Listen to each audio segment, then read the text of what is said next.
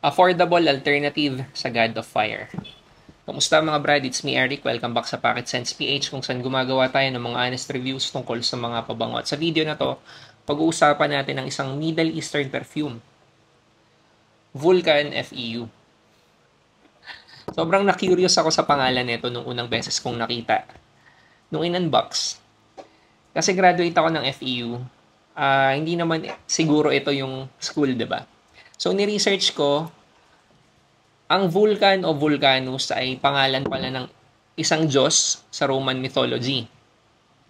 Yung FEU, French word pala siya for apoy. Ang tamang pagbasa, feu. So, Vulcan, feu. Teka. Diyos, apoy, God, fire, God of Fire. Boom. So, yun.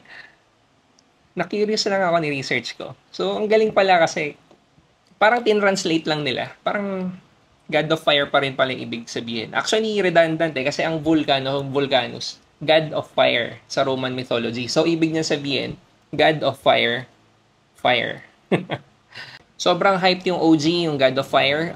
Ito, alam ko sobrang hype na rin. So, malamang alam nyo na yun nga, ginagaya niya yung God of Fire.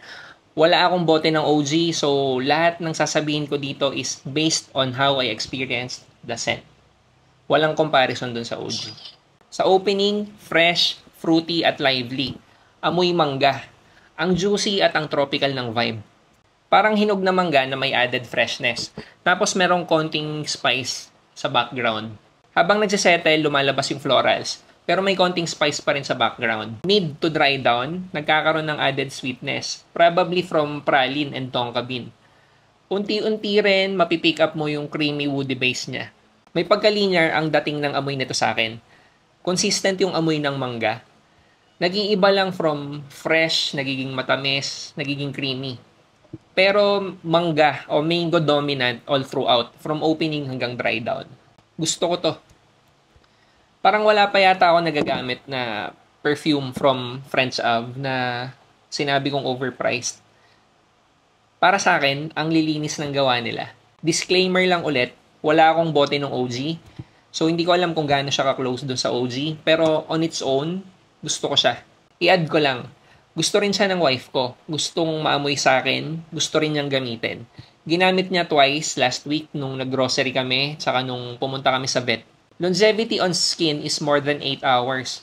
I think umabot nga ng 10 hours nung tinesting ko dito lang sa bahay. Very good ang projection niya for the first 2 hours at nagiiwan siya ng ang tropical ng vibe na central na iniiwan niya. Amoy mangga na matamis o nahinog pero hindi nakakasuya.